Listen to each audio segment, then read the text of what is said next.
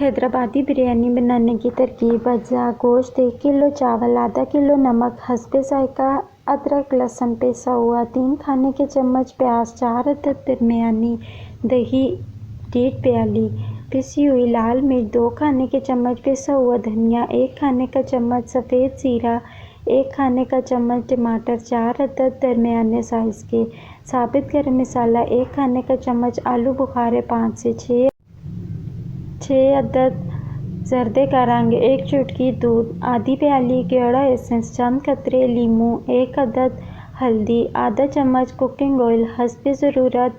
तरकीब: 1 बड़े प्याले में फेंटा हुआ दही, अदरक लहसुन, लाल मिर्च, हल्दी और धनिया डालकर मिलाएं और इसमें साफ़ धोकर रखा हुआ गोश्त डाल दें। अच्छी तरह मिलाकर फ्रिज में रख दें। बारीक कुटी हुई प्याज को कुकिंग ऑयल में सुनहरी फ्राई कर लें और निकाल लें और इसी पैन में आधी प्याली कुकिंग ऑयल में साबित गरम मसाला और ज़ीरा डालकर कड़कड़ा लें। फिर इसमें मैरिनेट किया हुआ गोश्त डालकर मिलाएं और हल्की आंच पर पकने रख दें। जब गोश्त का पानी सूखने लगे तो टमाटर डाल मिक्स करके भून लें।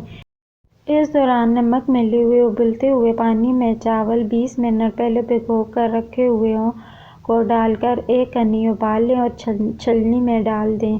जब गोश्त गलने पर आ जाए और आधी प्याली के करीब पानी रह जाए तो इसमें भिगो कर रखे हुए आलू बुखारे डाल दें और इस पर फ्राई की हुई प्याज डालकर उबले हुए चावल फैलाकर डाल दें।